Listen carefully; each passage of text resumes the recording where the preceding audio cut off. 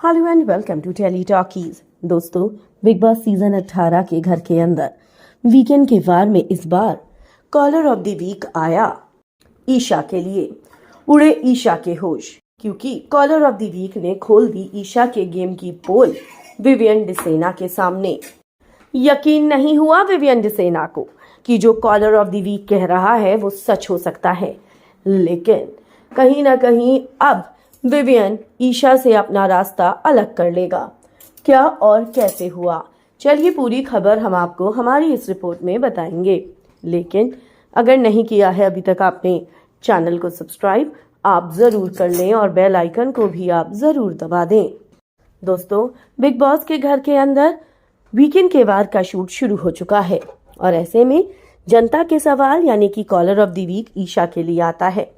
ईशा से वो ये पूछता है कि आप ये बताइए कि आप और अविनाश दोनों ही टाइम गॉड टास्क के दावेदार में खेल रहे थे, जिसमें आप भी दावेदार थी और विवियन भी दावेदार था।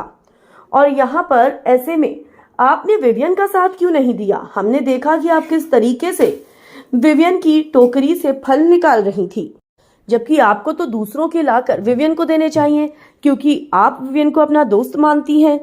वो बात अलग है कि पीठ पीछे आप लोग विवियन के लिए बकवास करते हैं और ये कहते हैं कि इसमें तो दम ही नहीं है खेलने का, ये तो स्ट्रांग प्लेयर ही नहीं है।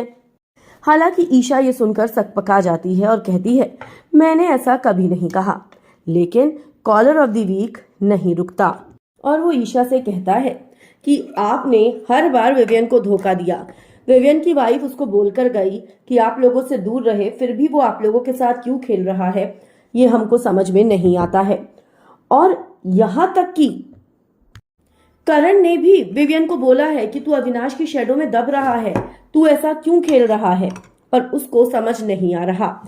ईशा ने कहा, आप जो कह रही हैं वो सच नहीं है, आपने कुछ गलत सुना है। जिसके बाद सलमान भी हंसने लगता है और सलमान ईशा से कहता है कि ये भी गलत हो सकता है और जो सारी ऑडियंस कह रही है वो भी गलत है। करण, तुमने भी तो विवियन को कहा ना कि उसका गेम अविनाश की वजह से पूरा खत्म हो गया।